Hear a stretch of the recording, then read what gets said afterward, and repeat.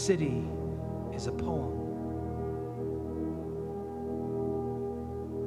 Filled with street signs and screeching horns, saxophone wails and blues dives, tall tales that make you find truth in lies. It's realizing we are many and we are one at the same time. It's a place where your future and all that you leave behind have coffee together in a late night diner. It's the 9 to 5ers breaking bread with the graveyard shift. It's equal parts upscale shopping and Southside thrift. It's food trucks, taquerias, and Ethiopian food. It's a full moon above a mestizo skyline made up of broken promises, neon, and night. It's the best underground hip-hop you've never heard, bumping loud on the system. And yes, a city is the system. It's black ties and white lies, but it's also hoop dreams at an inner city park. It's box out, square up. It's backbone, it's heart. A city is a poem made up of metaphor and moan. It's walking down any street feeling not far from home. It's connection. It's making a wrong turn feel right. It's equal parts Monday morning grind and Friday night lights. A city ain't where you end up. It's where you're meant to be. It's working hard to pave your own yellow brick road. It's every story ever told. It's realizing it doesn't matter if you're rich or poor, brown or white. We all got two choices, to fight or flight. The city is a poem, and we are the poets that write its lines. We walk the line between reason and rhyme to the beat of the city's heart. If you listen closely, you can hear it late at night. It's a cacophony of curse words under a broken street light. It's the sound of a single mother singing a lullaby. It's someone's abuelo saying his goodbyes before the sun's rise. It's struggle and sweat and prayer and hope. It's live oak trees swaying gently in the breeze. It's being crazy enough to plant your roots in asphalt and dreams. It's raising your hand in class to ask why. It's building, scraping the sky. It's a young student, poem in hand, standing on stage, spitting poems so you overstand that under all that concrete and glass and steel is someone human, something real. A city is a poem spoken in many tongues, a poem that turns many into one, a poem written by you, by me, by she, by we. A city is a poem called home.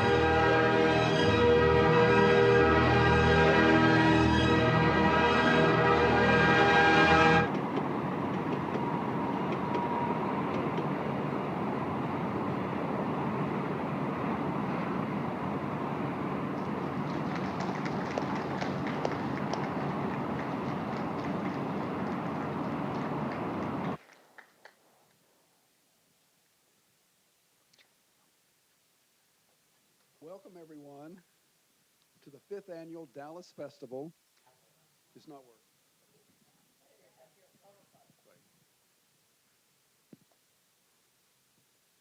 Welcome. Can you hear me now? Is that better? Better? Better? Okay.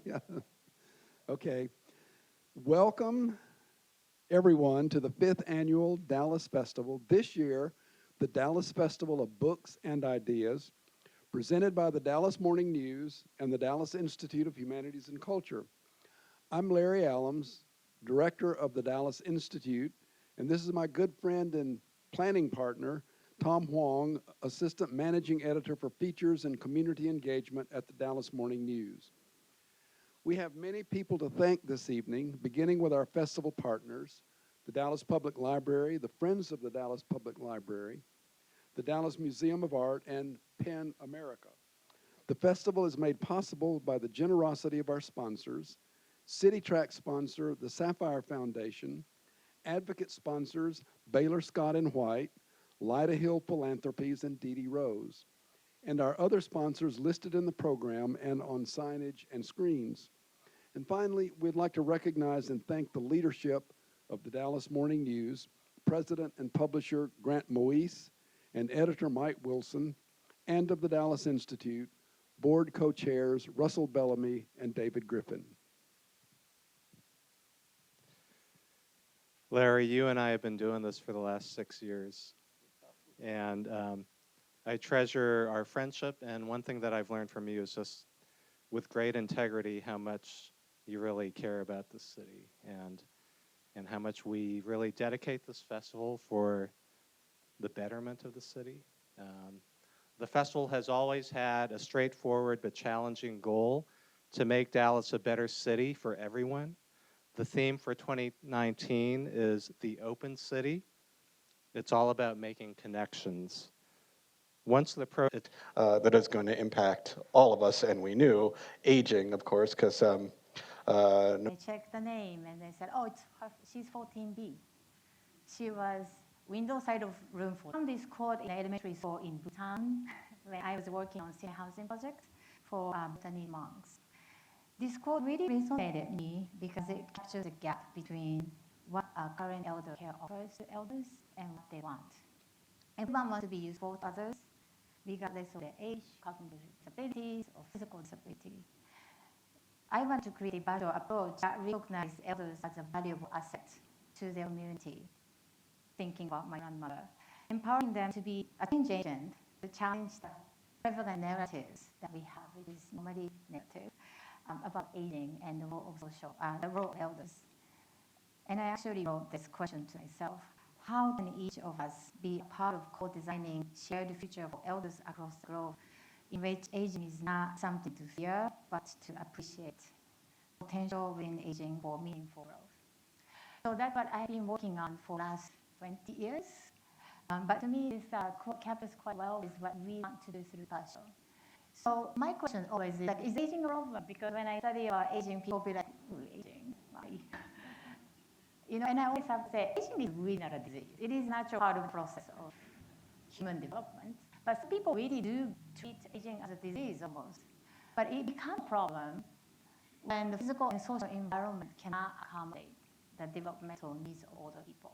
And it's important that social environment is included to me, because I think that, disability is not inherited by human being. It is we make other people just able or disabled by creating a physical environment.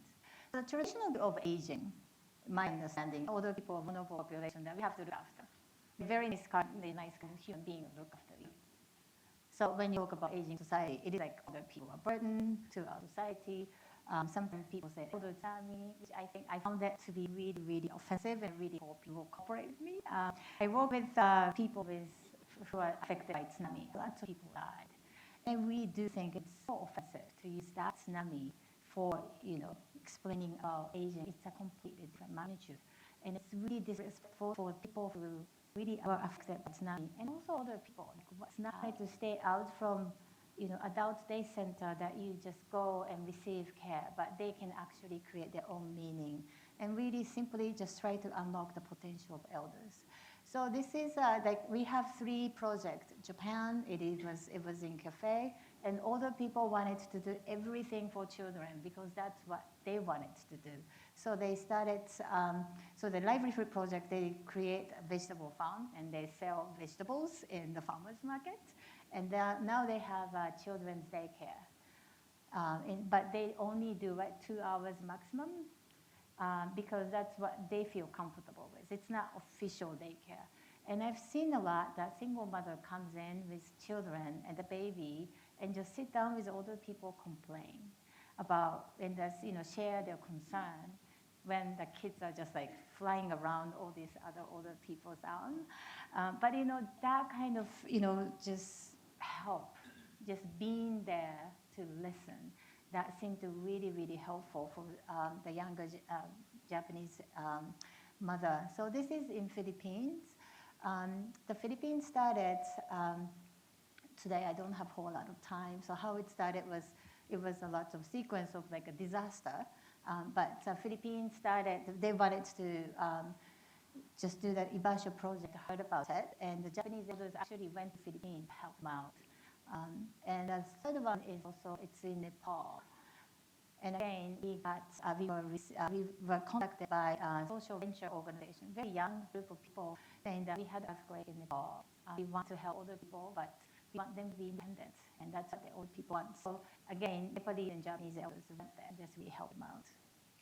So we take just what we do is try to implement 8 principles just so that the principle basis, because we wanted to create like a principle that applied to like a different culture. So if you were to do this in Dallas, you're not going to be, maybe you might be doing organic gardening, but Dallas will have a different culture. So we wanted to actually make it principle-based. So Dallas should be different from Houston, Texas City. Of course, from San Francisco, but we wanted to have that culturally significant space that children can actually learn from others. So principle one is older people are valuable asset to the community. This picture is quite straightforward. A lot of things that they teach. Next, creating informal gathering place. Don't make it an institution like a nursing home. By the way, creating institution is so much easier than creating Ibasho, because you decide and tell them what to do, regardless of differences. The principle 3, community members drive development implementation. This is in Philippines. Elders actually assigning architecture permit, all the requirements, because they have to do everything. That's the part of Ibasho. So we don't do it. We just sit there, just help them out. But they're assigning for each member to take responsibility of the whole building process become their own. The principle 4 is multi-generational activities. We are very focused on multi-generational because community doesn't exist. It's only one age group. And principle number 5, this picture is, this woman, she already passed because this picture is 5 years old. But she had very severe dementia, doesn't remember anybody's name. And she lived in a dementia care unit, but she made all this food because she had forgetfulness, but she didn't lose any life skills. So she just needed this, proper support, and she was able to do that. But sometimes we actually cut them off from community life, so we really wanted to bring that back. And the local culture and traditions are respected. A lot of local ritual things like we do, but my mother never does because she doesn't know it and it's too much. But all people has time and experience. So others are always just decorating seasonal ritual things in Japan and Singapore, Nepal, and then teaching children what it means by celebrating certain rituals. Principle 7, communities environmentally, economically, and socially sustainable. This is in Philippines. One of the library projects they wanted to do was recycling, collecting plastic bottle and recycle it to be able to make the money. And principle number 8, growth of the community is organic and embrace imperfection gratefully. Because if we try to strive too much on perfection, and then we create hospital, we create institutions that I don't feel like I want to go to during the daytime. And we try to solve the problem of social isolation. She's actually 102 years old. Now she's 105. She's moved to nursing homes now, but before then, she was coming every single day and sit there. And then she moved to nursing home, all the elders go and visit her. So that's the kind of thing we want to create. And it's operation is intergenerational. And we also try to create a livelihood because some people do really need income, job skill. So we try to implement that, integrating it as part of our project. And disaster risk management, I don't know if it's any huge disasters. Japan, we have everything. Yeah. So we are creating evacuation maps. Here, Philippines and Nepal, they have even maps from cities. So we created from the map and, just have a plan for disaster risk management. I'm not quite sure if Dallas has disaster risk management for people with dementia. Yeah. So those are the things that we just try to get into it, and how we can actually educate outreach and try to make this happen. And we really love to do peer-to-peer learning exchange. Again, I was able to be lucky to be able to start with this, but the people who run those 3 centers are elders, so we try to bring them in, and so we have people from 3 countries in the speaker. We had the symposium in World Bank in Manila and Asian Development Bank, and actually all the people were teaching International Development Organization how to handle the people and what their needs are. So we measure the impact of our work, and we have actually, a lot of people have better sense of control, and they have friends and deeper sense of belongings. So what makes Ibasho different? Leadership, it's not us, it's elders. Community ownership is done, and it's owned by the community members. Decision making is done by elders. Programs should be socially responsible, meaningful, and multi-generational. Activity should not be entertainment, and location shouldn't be isolated, and surrounding should be busy with foot traffic.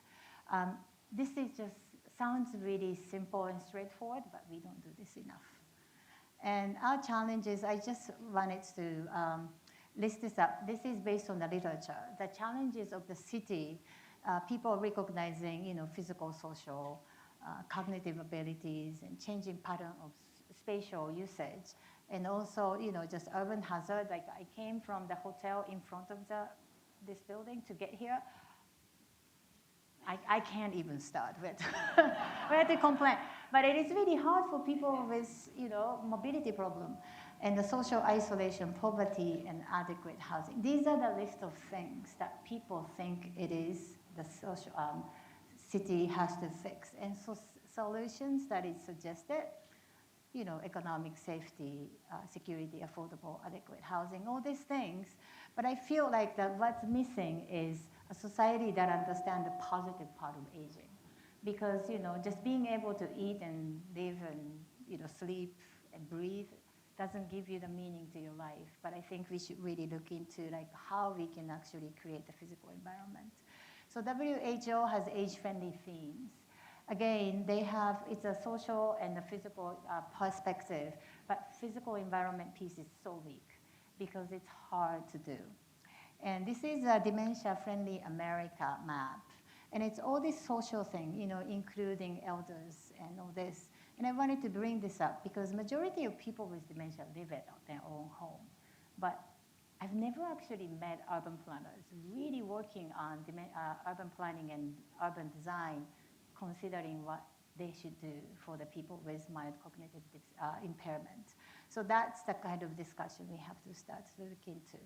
So a lot of things I do, and 20 years later, I start to have a huge question, and I really want you to help me out. So protecting elders, I feel like that creates dependency.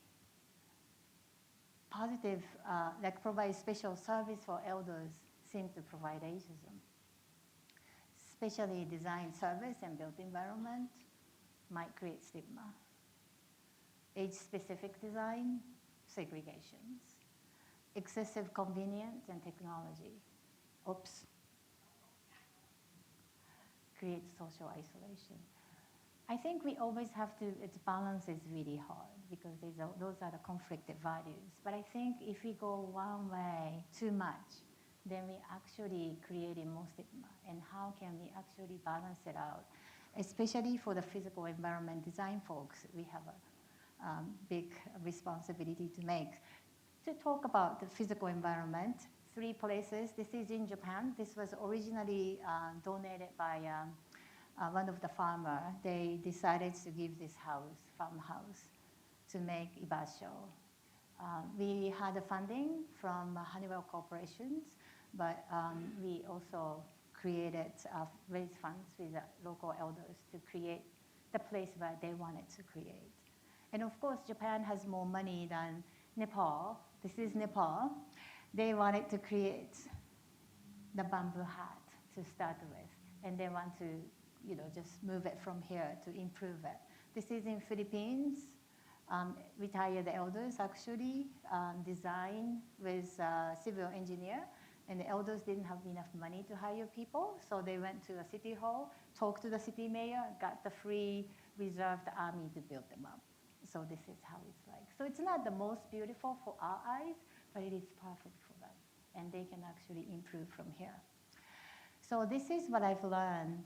Community is something that we have to negotiate and create with others, not something that we can passively receive. I really like to challenge all of us that, from architects, sometimes we think that, we should create community for them. We can't really, because we have to have people's hands in it. So how can we actually create a space where people can actually keep changing as their needs change so that they can actually own the place? So these are the funders that was helpful for us. This is what I wanted to share with you, and I go over like a few minutes. I'm so sorry about that. Thank you, Emi.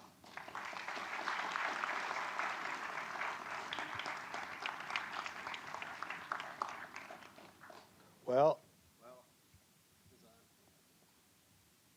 there's certainly a lot to unpack there, and unless I get this mic working, we won't do it. Is it on? Hello, there we go. Well, so we have, I guess we're going to be able to solve aging by 8:30, so it's going to be great.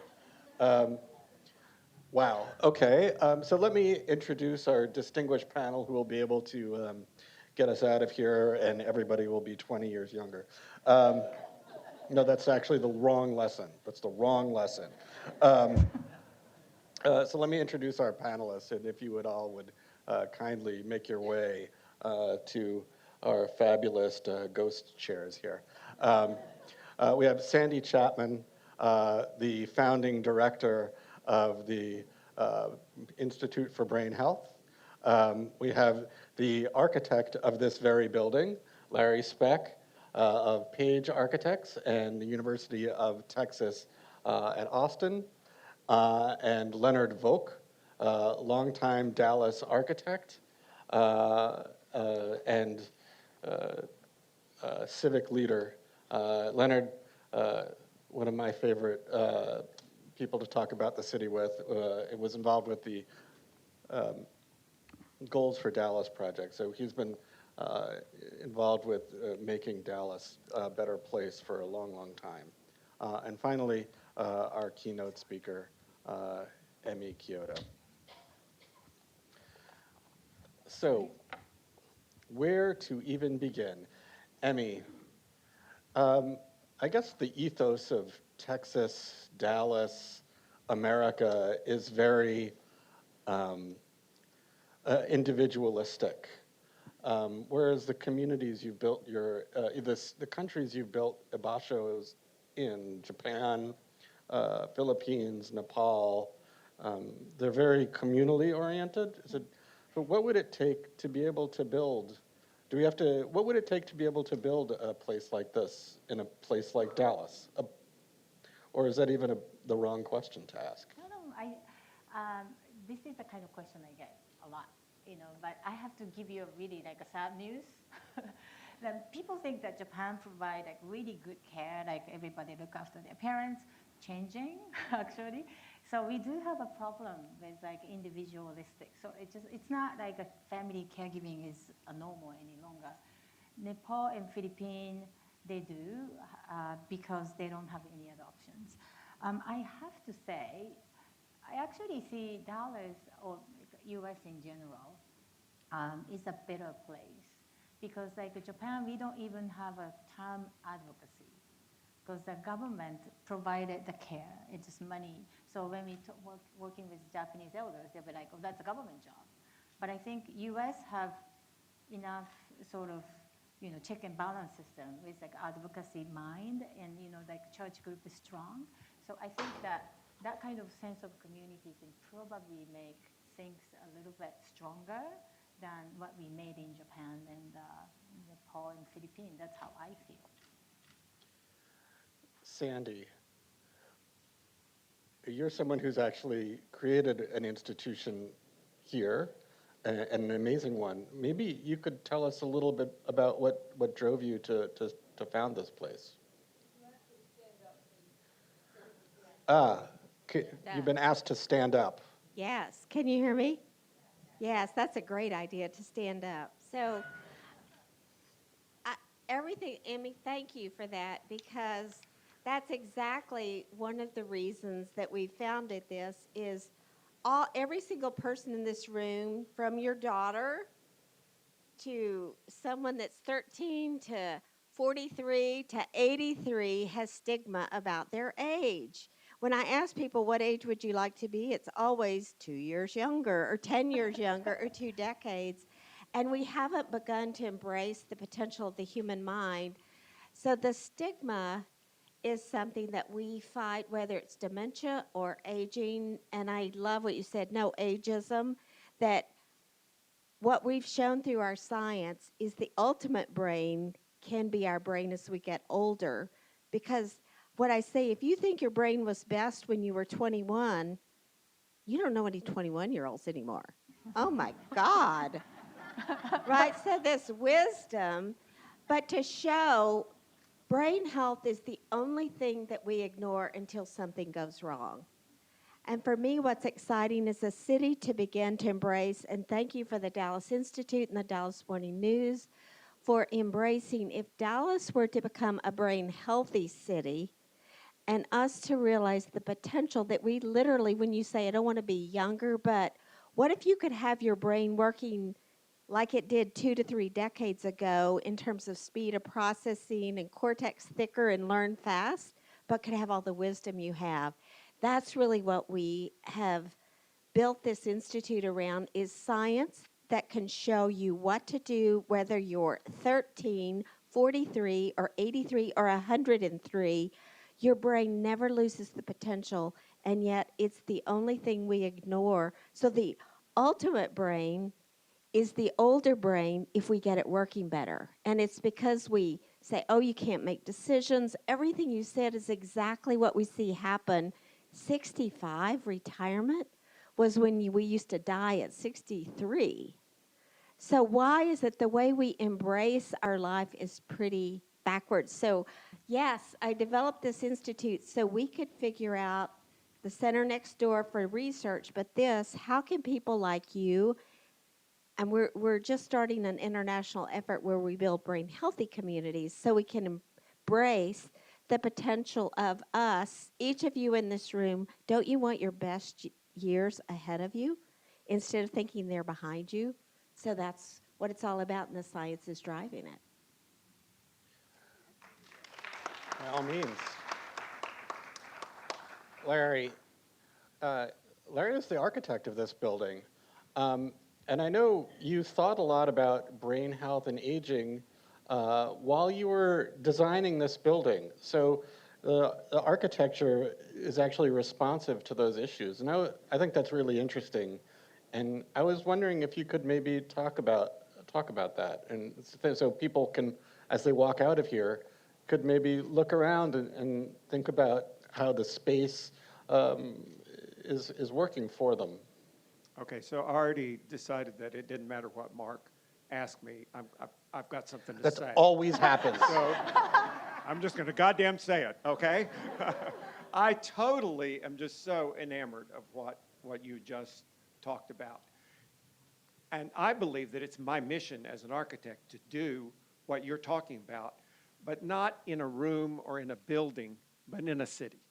Because it's really about those patterns of our life and our lifestyle that either isolate us and make us feel less effective or not. So it was your grandmother, it was my parents, who were amazing human beings and had a fantastic life in suburban Houston, in a great house, in a great neighborhood, a great network of people, until they couldn't drive their car anymore.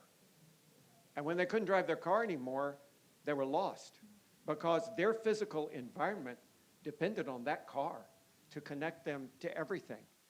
And I'm all for a place where you can get older and maybe not drive a car anymore and still be able to see your friends and still be able to go to a restaurant, still be able to go to a movie, and still be able to go to the bookstore and still be able to associate with other people or just wander around, just take a walk, and that it's invigorating and it's lively and it's exciting and it's cool and it's fun to do.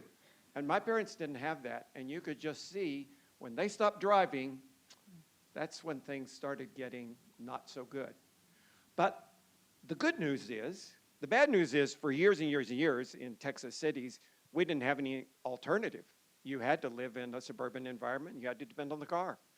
But we are beginning to have in Texas cities these little nodes of neighborhoods that are mixed use, where you can live and work and go to church and go to a lecture and go to a film and go to a store and get your groceries and get your drugstore. And you can do all of that within easy walking distance. And you can live a life that is not dependent on a car. And in fact, it's dependent on walking, which actually helps your brain health, doesn't it, Sandy?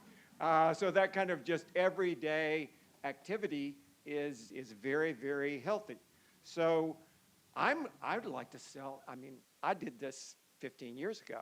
I moved to downtown Austin, and I can walk across the street and be on the hike and bike trail, and it's just heavenly. All 3 days over the weekend, I spent an hour and a half on the hike and bike trail.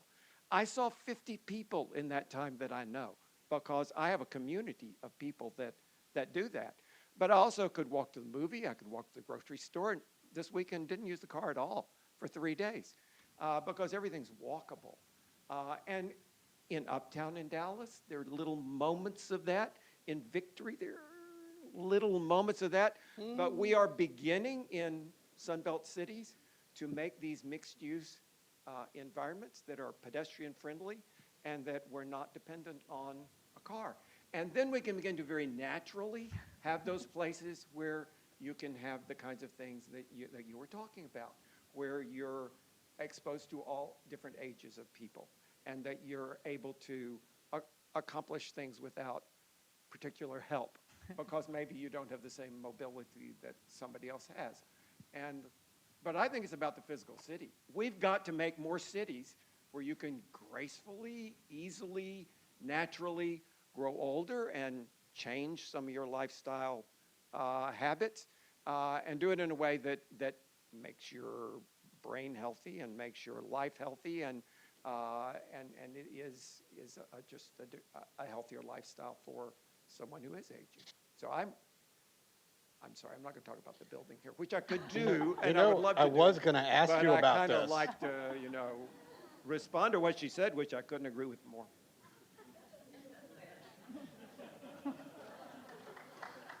Yeah, please. Would you be surprised to know that Larry is one of the most popular professors at University of Texas? But you will answer the question next time I ask it. We're going to get there. We're going to get back to that. Leonard, I see you have a cane here. Maybe you've lived in Dallas for a long time, I guess your whole life. And maybe you could just tell us about some of the impediments that you find being of a certain age and having to live in this city. And I'm also wondering if you think it's gotten worse or better over the years. Well, shall I stand up, or can I speak? I don't think it's on. I think it's not. Is it? It's lit up. Oh, thanks. Can you hear? Is it all right if I remain seated? Hold it really close to your, there you Okay. go. All There right. you go. All right. Well, I think that the power and significance is the holistic approach to the elderly, our problems. I'm overqualified, I have to say, because I'm in my 91st year, and I've lived in Dallas for my whole life.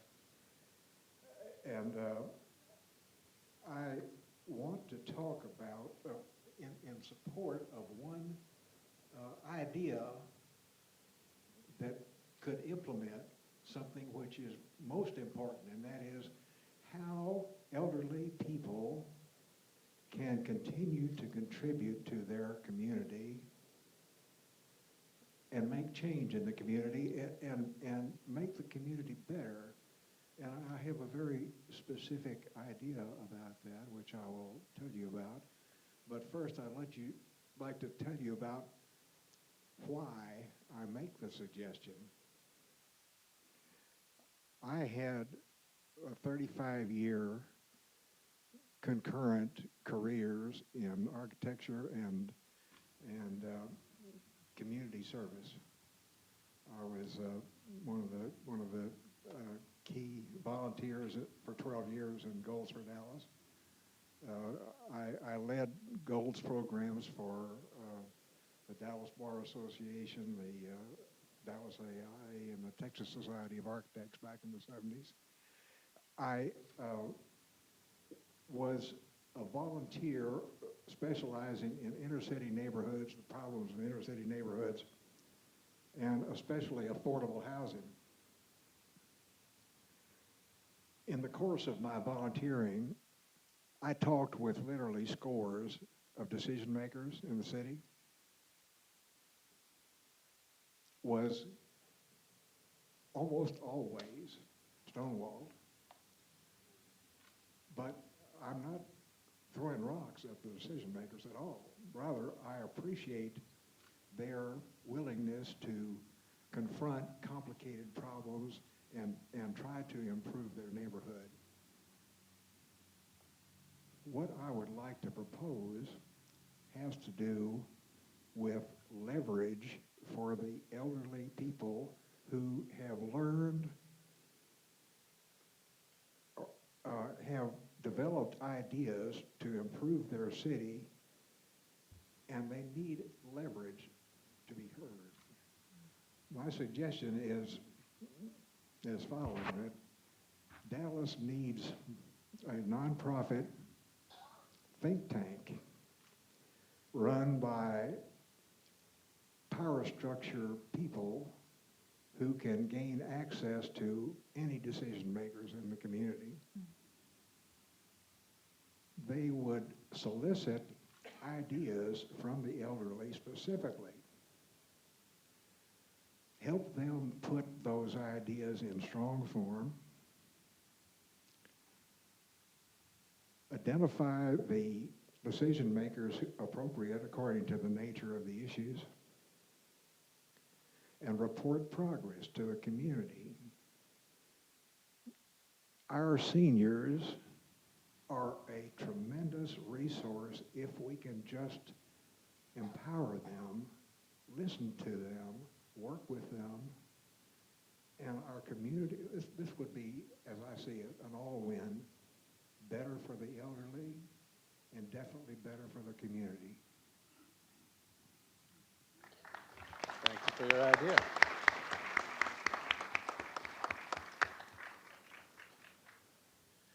Emi, you talked about how our city doesn't, or probably doesn't, have a plan for dealing with dementia, and especially in the case of emergency. I'm just wondering, what should that kind of plan look like? Well, if I knew that, then I would have already suggested a lot of things. But I think now I think it's not only dementia, actually, like aging in general, I think. We're not prepared. I think one of the biggest challenges like we face by doing Ibasho, I must say, older people are the most ageist. Because they're like they are like a person with dementia is different from me, and because I'm old, I don't want to do it. That's the kind of conditions that the society imposed for a long time. So that perception kind of hinder people to take actions. That to me is the first thing. When you think, I'm not going to be criticizing too much on AARP, but AARP magazine, when you look at it, it is kind of young-looking person or just someone run marathons and things like that. But I think we should be just much more realistic and just like, then we can actually start to work on. And I think the city, city planning is really not ready because I think the focus is really ADA. I think it's education the problem. If you pass ADA, you have accessibilities. But older people have multiple different challenges, and we don't really have cognitive accessibilities in the city. So I think the basic knowledge is not there, and that the societal perception is just not really demanding enough. I think those are the problem. But I think what I envision for people, like a city for people with dementia, is the kind of city that no one noticed that is designed for dementia. It's good for everyone. And it's good for babies, good for mothers, good for young people and healthy people. I really have such issue with like designing for dementia. It just looks like dementia-specific design cities, because no one wants to live there. So my dream city, how I want to see it is like, normal city that we all like to be able to live, and they don't have to move to nursing home. They somehow being able to stay at home is different. No, that it struck me that as Larry was describing his ideal city for someone whose age, it was equally the ideal city for a kid. and for a middle-aged person, and for anybody. It's kind of an ideal city generally, not just for an elderly person. But Larry, I am not going to let you off the hook. Please do tell us some of the specific, because I do want to get a little granular. I mean, it's easy to talk in broad ideas about, aging and valuing people and environments that are friendly. But here you've built an age-friendly environment. And why don't you, I mean, it will be easier for us to take it for granted. Obviously, it's a really nice place. But maybe you could tell us specifically, actually, both of you, maybe you could, Sandy, because you commissioned this, so, and we're a strong client, I know. In fact, they got along quite well together, which is unusual. It's so nice for me, the architecture critic, to be able to write about a project where the architect and the client don't hate each other. But I mean, maybe you could tell a little bit about what brief you gave to Larry. What did you tell him when you hired him to design this place? So let's talk back and forth about this. And we have actually talked about this before, but she was a very strong client. We designed this building together. She has opinions. But I'll talk about a couple of things, and then I'll let Sandy talk about a couple of things. But for instance, one of the things that she was very keen on from the very beginning is that, natural light actually does help your brain function because it increases the production of serotonin, which is a neurotransmitter, and that's absolutely essential in making neuronal connections. So we needed to have a place where there was lots of natural light, and don't make any spaces that are dark, and because it's just not healthy for your brain. So you might have noticed when you came in, we have lots of natural light, and that was very, very important for brain health. A second thing, and this is something I have come to be very cognizant of, and I wasn't so much before, but Sandy does not like open office spaces. She says that, you just can't concentrate, and there's too much distraction, and this whole multitasking thing is overrated, and, I want my people to be able to concentrate and work, and then there need to be collaboration spaces where you can get together and you can collaborate. So the workspaces over there, believe me, they're about brain health. The offices are small, but they're a really nice little spot, very cozy, very lovely, with a nice window, natural light, for everybody, where you can do a little heads down work, and you can do that in private. And you can walk out, and they're nice little collaboration spaces where you can work with your colleagues. But that was about brain health, because Sandy knows that if you work in that distracted environment for a long time, it's stressful, and it does not make your brain healthy. And so those are two little design items that are built into this building, and I think have to do with long-term brain health. As you live in these environments over a long period of time, are you stressed and tired and not not aging well? Or are you continuing to be excited about your work and healthy and lively as you get older too, both in a kind of public environment and in a private work environment as well? Did I say that right, Sandy? Yeah. So working with Larry is like a genius. Working with a genius mind is so fun. What I said to him was, when someone walks in this door, I don't want them to be, oh my God, I'm so scared. White coats, where it feels scary, because everyone has stigma about their brain. You do. People with dementia do. So I wanted them to walk in and feel like, wow, something inspiring is going to happen here. And if we hadn't had the slides on, you would have seen Louis Schwartzberg in Nature, and you would have felt, okay, this isn't scary.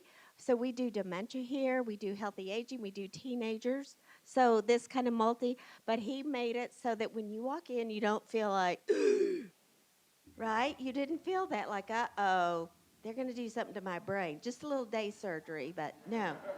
But he made it so it was innovative, inspiring, unexpected. So if you walk around here, he also designed it so this is the frontal lobe of the brain, which we know is the last to develop and the first to decline. And it's what allows us to be independent decision makers, and yet healthy people let people make decisions. They quit doing things. So we wanted the building to be a symbol of what we do. The other thing you probably noticed are the stairs. And you probably went, oh, who walks up those stairs?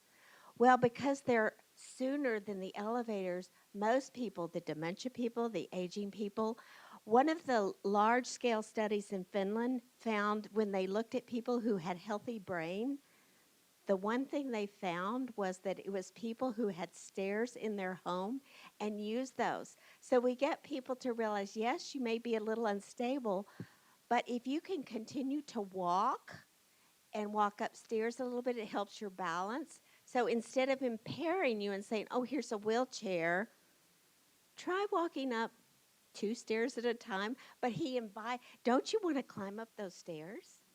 Wouldn't it be fun? And you get your brain healthier. So yes, I'm glad that you felt inspired. This meeting tonight is not about bad things. I also appreciate what Emi said about people with dementia. What we find is we have worked with probably over 1,000 individuals from the time of diagnosis till late stage. And they say it's not the diagnosis that was hard for me. It's what? People's reaction to me. So here they are, they can still do 90%, 95% of what they used to do, but it's like, you've got us, oh, I can't talk. And this space doesn't allow them to engage with other people. So I love what you're saying is not design the space so it's separated, because now you have dementia, so, but it's all together, so and we get them to do volunteer work, reading things. So I love all of the ideas, but the architecture needs to invite people of all ages so you feel like something is exciting here. The social connection, which you mentioned, so in this space we have small places where people can have quiet conversations for hearing. If you were to ask me one of the 2 most important things for brain health to stay healthier, it's connecting with new people, not the same old. How many of you have dinners? And so your space, will you go in a different place and meet someone new? Where do you go that allows that exposes you? And that's why I think every day I bet you add 3 people by what you do in the space, the physical city. If we can embrace that rather than sequester you off and you see the same people at lunch and I make people sit at different tables. Do not sit with your tribe. When do you find a new person to go somewhere with? So your space, even in your home, to do, shake it up, to make people connect in different ways. And it's a great brain test. It's better than doing crossword puzzles.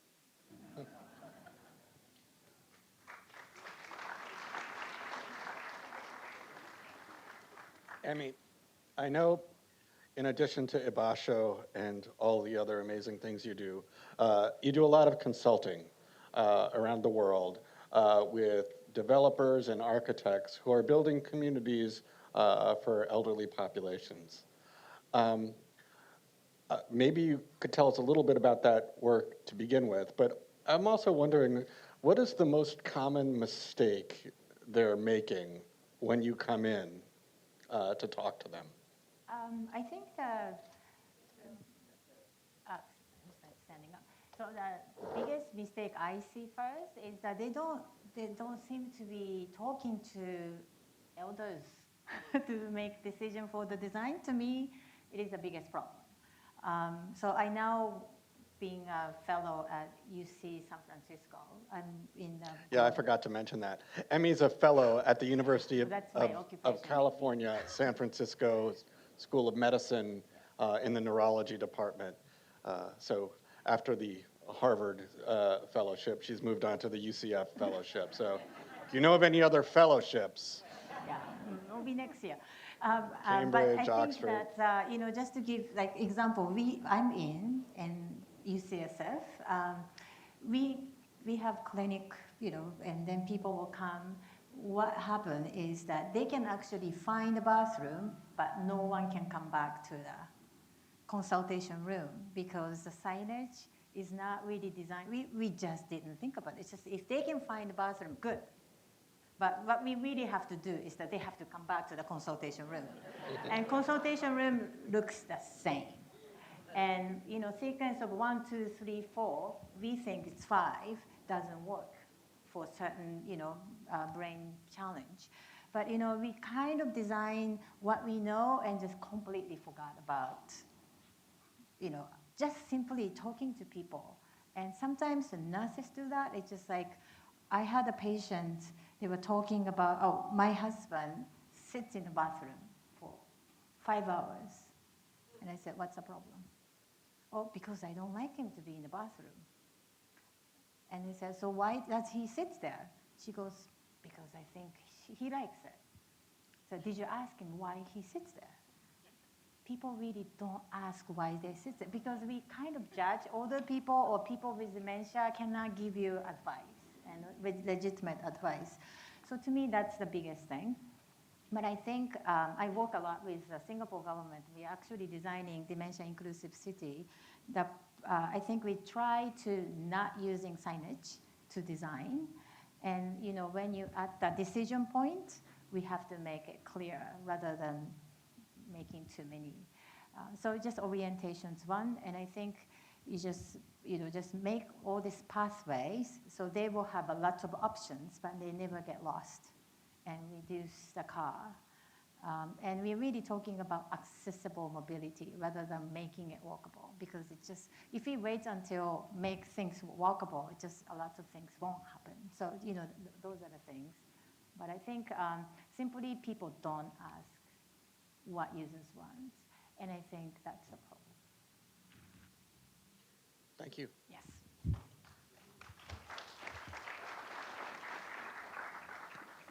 Leonard, I'm going to use my incredible powers as the architecture critic of the Dallas Morning News to found this institution, this private institution that you have suggested that the city create, or that be created within the city. This private foundation run by elders to promote positive policy and ideas. What is the first policy this group, if it's up to you, what is the first policy, the first statement, the first thing that this group is going to tell the city? Well, I happen to have And you're one. going to have to talk into the mic. I think it is that one. Yeah. I happen to have one. In fact, I have a list of about 24. And I would be one of the first customers for this, for our new nonprofit. But just to give you an example, we talk about shortage of affordable housing in Dallas, and we don't do anything about it. In fact, we encourage gentrification, which makes targets of our cheapest housing. My suggestion is that Dallas needs an ordinance which requires the purchaser of a single-family dwelling that has an assessed value in the bottom 15% of Dallas houses would require that before the buyer could close on the property, the buyer would have to arrange acceptable housing for the owner or the renter of the purchased property in order that that seller or renter does not have to move out of Dallas or become homeless. So that is an example of something that the kind of idea that might come from of an elderly citizen, but needs leverage in order to be considered in the community. I think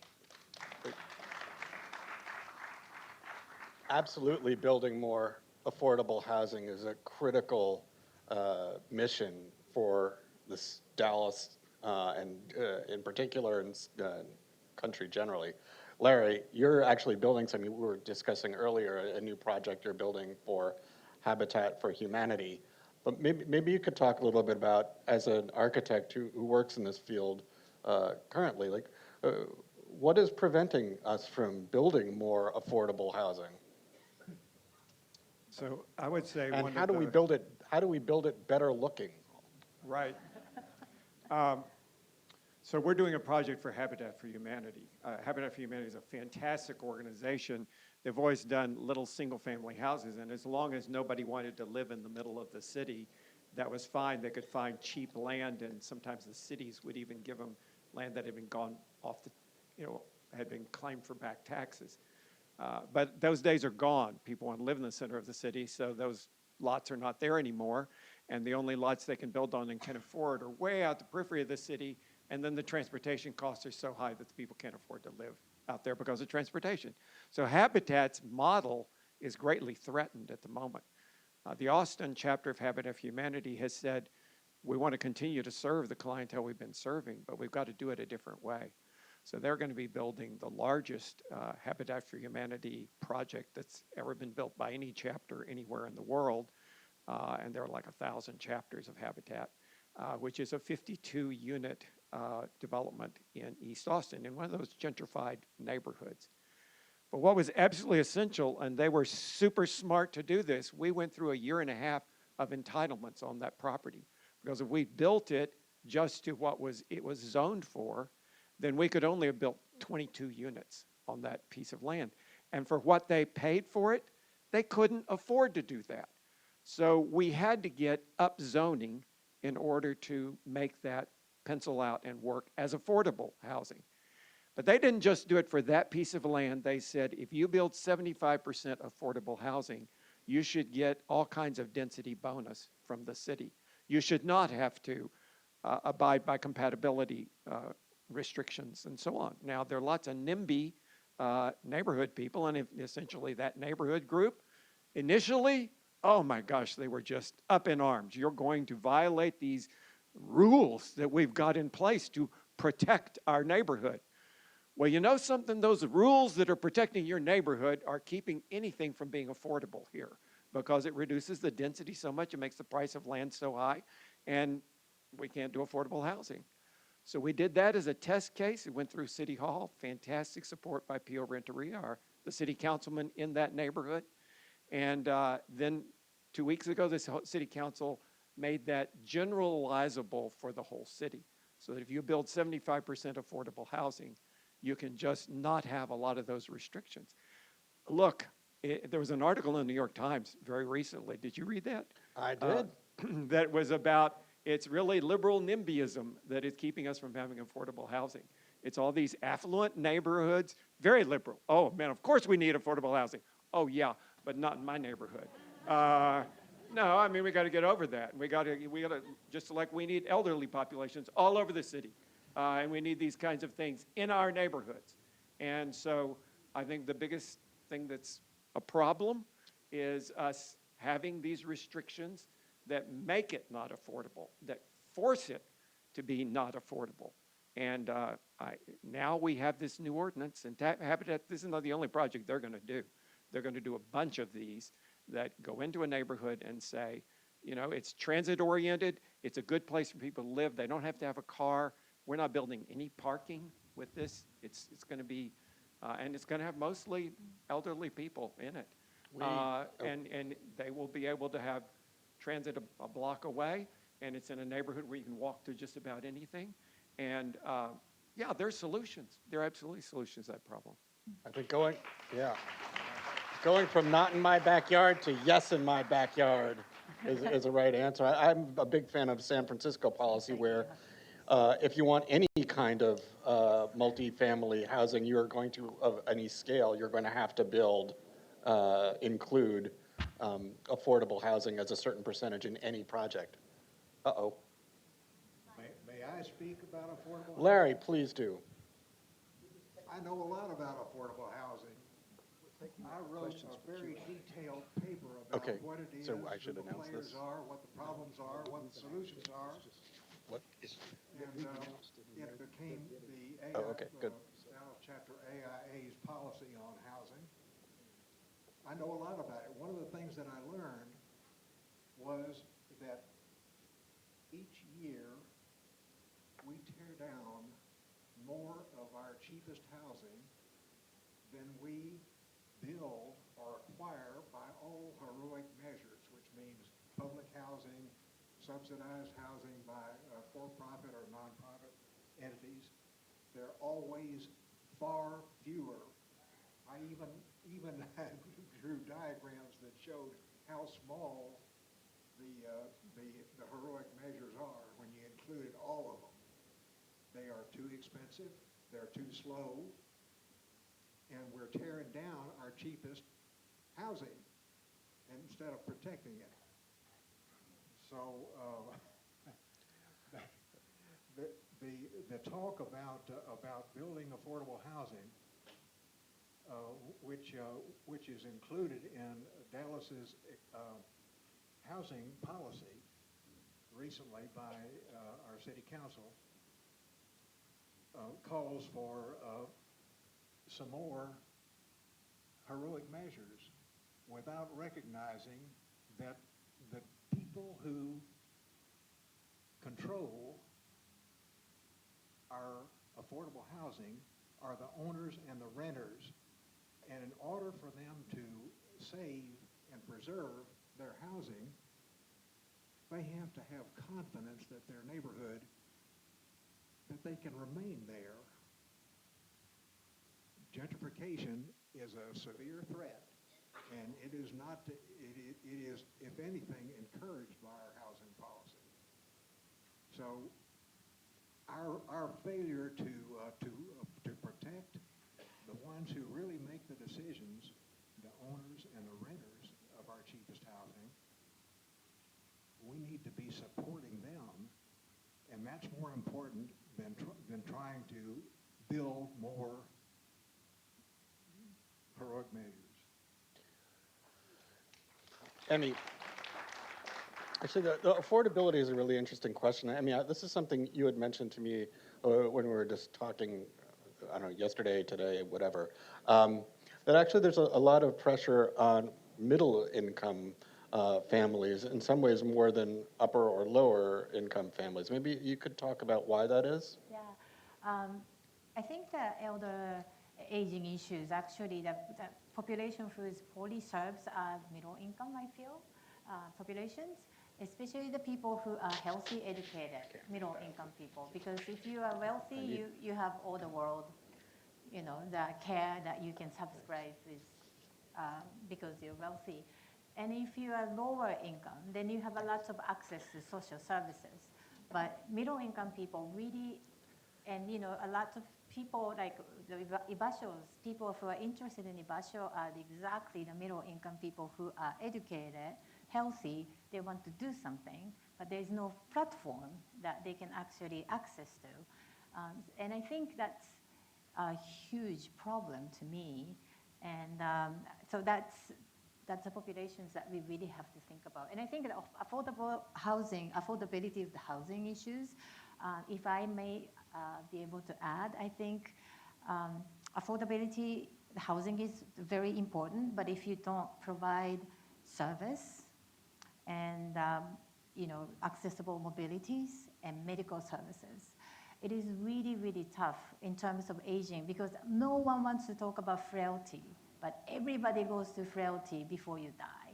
But if we don't, you know, but no one wants to talk about it, so we are not talking about medical issues. But if we don't solve the problem, we always have to be fearful about that. So I think the housing is really a key, transportation and service accessibilities, but the medical, you know, it has to be, you know, compact city can be looked at again and see what, you know, what can be done. But I think that has to be provided as a package. It's not, it shouldn't be like one each individual. So that middle income people can actually stay in their own home. Because I'm very much interested in city planning that, you know, allow people to stay at home so they don't have to go to assisted living or they don't have to go to nursing home. Another question for you, Emi. This is a really interesting question. I really love this one, but it gets to a broader question about gender. Someone noticed that a preponderance of women in your in your pictures of Ibasho, and why is that, and what does that have to say about it? Majority is women. Yeah. Because women. I think the Japan's case, it's easy because women normally do have a sense of community develop because husbands actually working all day long and they don't have a sense of community within their own neighborhood. They probably have better community in their workplace. So when they get older, they just don't know how to handle their time and stuff. But I think that women normally self-organize first. What we found, like Ibasho in Japan, we have more men now because we create a men's group who goes out to fix anything for $5. So men need something to do. They don't sit around and talk about issues at the table. And then, really, it Just get us out of the house. well, I think a man needs something like meaning or just something that they feel like they're doing something. They have to move their hands. I'm reading the questions in, so don't shoot the messenger. I'm also having trouble reading them because I'm getting older and I can't see well. On an individual level, how can young adults and elders work together to prevent social isolation and gentrification, well, that's a lot, and gentrification and other common barriers? How do young adults and the elderly work together to prevent social isolation and barriers for anybody? I can only speak to people I talk to. Again, we invite young people and older people and talk about what they want to do and they don't want to do. And young people are very clear. They don't want to be forced to talk to older people. And they don't want to be forced to teach computer. Because I think those are the programs that they were given for many years. You know, oh, you young person, you can teach older people computer, iPad. They don't want that. You know, we hear that they just want to sit around in a coffee shop, and if I get to know that person enough, I like to talk, maybe. Or if, but I think that natural encounter has to be first initiated, rather than like organization will come and say, hey, you guys are gonna line up here, and then older people are gonna line up the other side of the table, and you have a free coffee, now you talk. That doesn't.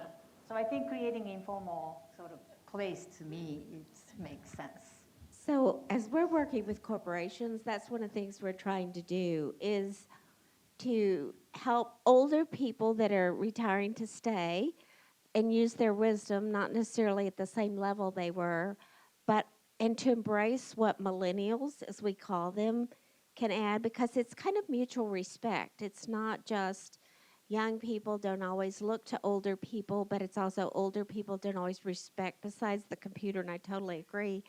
But so we're trying to help as we teach brain health and expansive reasoning and innovation.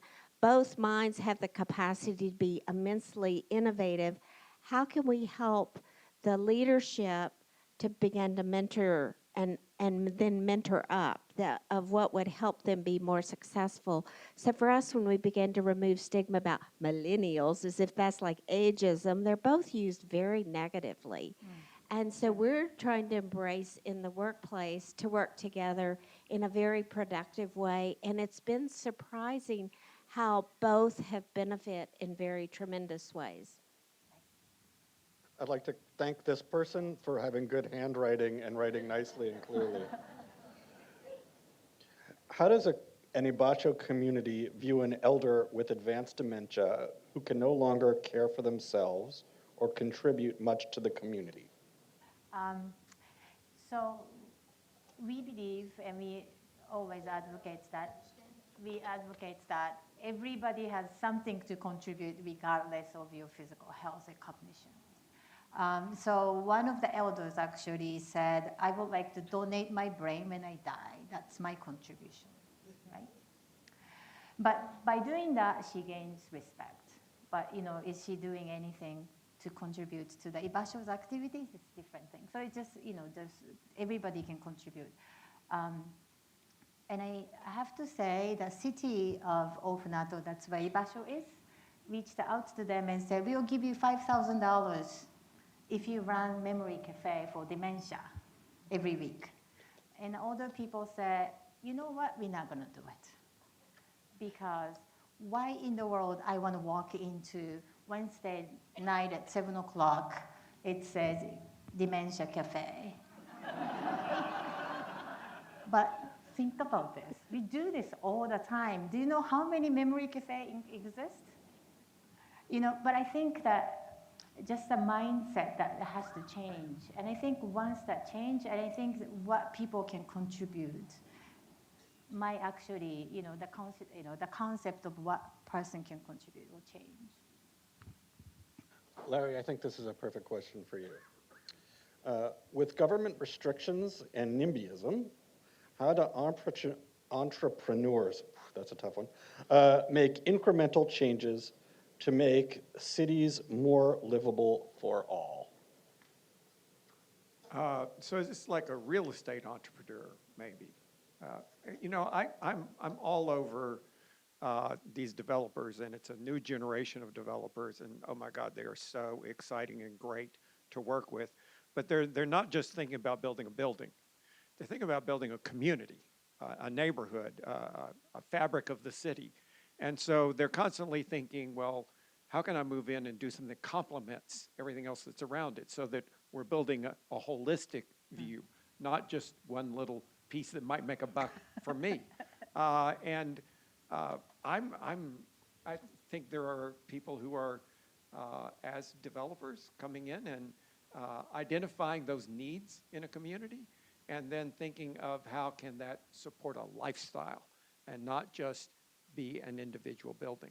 I'm all over what Emi's saying about this kind of casual encounter. I think that's a whole lot of what keeps people not lonely, not isolated, is that they're just able to have casual encounter. And that may be that there is a coffee shop down there where there are people, everybody enjoys that coffee shop, but elderly people come in and they can feel like they're part of something. Even if they're not talking to those millennials, they're in the same place and they're feeling like they're part of a community with them. But that is the physical city. That is some developer deciding, yep, I'm going to put retail on the bottom of my office building. And that retail is going to be something that's going to enrich this neighborhood, that's going to be something that these people can value. And honestly, I think when that happens, the value of that office building goes up. The people who want to pay rent there are going to pay a higher rent because it is in that kind of vibrant, holistic city. So I think there are very much developers these days. Honestly, 10, 15 years ago, I didn't have clients like that. Now I've got lots of clients like that who are looking at building better cities. Well, I have this one last question, and actually it's not a question, it's a comment. It says, thank you, thank you, thank you. All of you increased the value of architecture tonight. This should be required from all architects. So with that, let me express my complete agreement with that comment and thank our amazing panel for coming out tonight. Especially Emi for this brilliant work and speech. And let me thank you because you're the ones who made it, for coming out in such force. And let me invite you to our talkback session where you can have a personal conversation with these amazing people to talk about their ideas and yours.